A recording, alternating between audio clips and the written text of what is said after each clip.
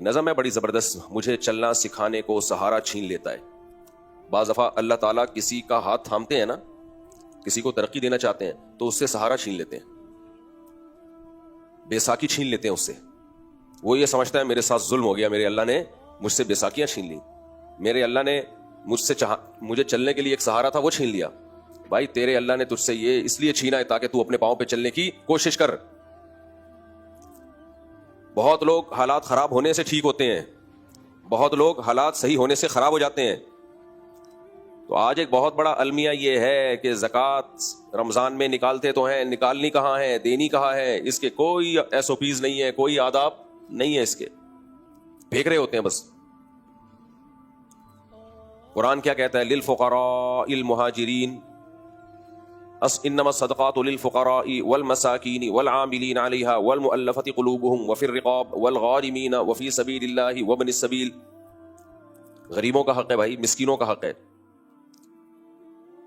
پہلے زمانے میں جو زکوٰۃ وصول کرنے کے لیے حکومت کے نمائندے ہوتے تھے ان کو بھی اجازت تھی کہ اسی میں زکوٰۃ کے پیسوں میں سے تنخواہ دی جا سکتی تھی، لیکن اب نہیں ہے. یہ اس میں ڈیٹیل ہے لمبی.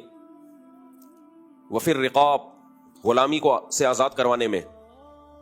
کسی غریب، پہلے زمانے میں غلام ہوتے تھے، وہ مولا سے ایگریمنٹ کرتے تھے ہم اتنے پیسے دیں گے تو ہم آزاد ہیں. مولا نے کہا ٹھیک ہے، تو اس کی مدد کریں آپ. آج وہ غلام نہیں ہے، لیکن بہت سے لوگ قرضوں میں جکڑے ہوئے ہیں جن کو ان کے مالک نے غلام بنایا ہوا ہے. آپ اس نیت سے ان کا قرضہ ادا کریں ان کی اجازت سے کہ تاکہ یہ اس غلامی سے نکلے.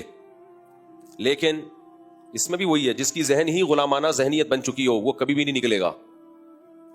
اس میں تحقیق کرنی چاہیے. آپ اس کا قرضہ ادا کریں گے تاکہ یہ اپنے سیٹھ کی غلامی سے نکلے جس کے قرضوں میں دبا ہوا ہے، تو وہ فوراً کسی دوسرے سیٹھ سے اس سے ڈبل قرضہ لے لے گا.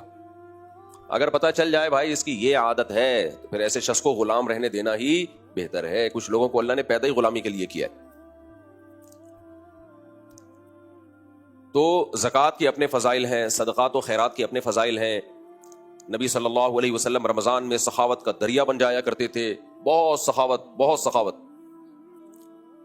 لیکن یہ بات خوب اچھی طرح سمجھ لیں کہ جس طرح اسلام میں کھلانے کے فضائل ہیں، اسی طرح مانگنے کی وعیدیں بھی ہیں. مانگنا الگ چیز ہے، کسی کو دینا الگ چیز ہے. دینے میں تو انسان خرچ کرے، مانگنے کے بہت شدید وعیدیں ہیں. آج مانگنے کو جرم نہیں سمجھا جاتا، نہ دینا تو جرم سمجھا جاتا ہے کہ کسی سے کسی نے مانگا اور اس نے نہیں دیا. اس کو تو لوگ کنجوس بھی کہہ رہے ہوتے ہیں، وہ مانگ رہا تھا اس نے دیا نہیں، وہ قرضہ مانگ رہا تھا اس نے دیا نہیں. بھائی مانگنا بہت بڑا جرم ہے.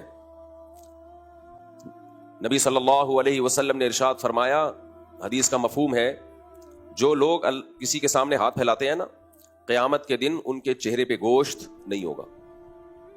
کیوں نہیں ہوگا گوشت؟ چہرہ انسان کی رونق کا ذریعہ بنتا ہے. انہوں نے اپنے چہرے کو لوگوں کے سامنے رسوا کر دیا، وہی رسوائی اللہ قیامت کے دن دنیا کے سامنے ظاہر کریں گے کہ تیرا چہرہ خوبصورت تھا لیکن بھیک مانگنے سے تو نے اپنے چہرے کو لوگوں کے سامنے رسوا کر دیا، جس کی شکل آج تو دیکھ لے. آج کوئی مسئلہ ہی نہیں ہے، بات بات پہ مانگنا، بات بات پہ مانگنا. علماء نے اس کے بھی اصول بیان کیے ہیں کہ کس صورت میں آپ مانگ سکتے ہیں. خوب سمجھ لو، جب آپ کو ضرورت ہو تو آپ مانگ سکتے ہیں بھیک. آپ کہیں گے مفتی صاحب آپ نے تو مسئلہ حل کر دیا، بہترین بات. یہی ہم بھی سوچتے ہیں کہ جب ضرورت ہو تو بولو مانگ سکتے ہیں، زبردست. تو ہمیں تو ضرورت ہے. وہی بات ہے کہ باطل لوگوں کی عادت ہوتی ہے نا، اصل چیز کو پی جاتے ہیں وہ. تو جب بھکاریوں سے کہا جائے نا کہ ضرورت ہو تو مانگو، کہتے ہیں ضرورت ہے تبھی تو مانگ رہے ہیں. ضرورت کسے کہتے ہیں؟ پہلے اس کو تو حل کرو. ضرورت کی ڈیفینیشن کیا ہے؟ ضرورت کی ڈیفینیشن لولاہ لتضرر، اگر وہ پوری نہ ہوئی تو آپ کو ضرر ہوگا، نقصان ہوگا. اب نقصان کسے کہتے ہیں؟ مثال کے طور پر آپ کی کھانے کی ضرورت پوری نہ ہوئی تو آپ کی باڈی کو نقصان ہوگا. اتنا کھانا آپ کی ضرورت ہے کہ وہ نہ ملتا تو آپ کی باڈی کو بولو نقصان ہوتا.